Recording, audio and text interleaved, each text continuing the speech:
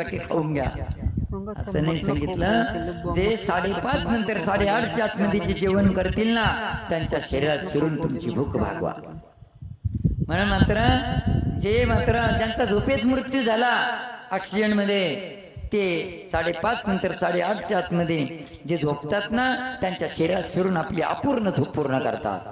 हा, ज्यांच्यामध्ये काम इच्छा आहे का पती पत्नी संबंध करू, तर अशा पद्धतीने मात्र ज्यांची इच्छा अपूर्ण राहिली त्यांचा ऍक्सिडेंट झाला ना त्यांची इच्छा पती पत्नी स्त्री आणि पुरुष जे मात्र सायंकाळी 5:30 नंतर 8:30च्या आतमध्ये पती पत्नी एकत्र येतात ना स्त्रीचा आत्मा स्त्रीमध्ये पुरुषाचा आत्मा पुरुषामध्ये शिरतो आणि पती पत्नीचे वाद होते।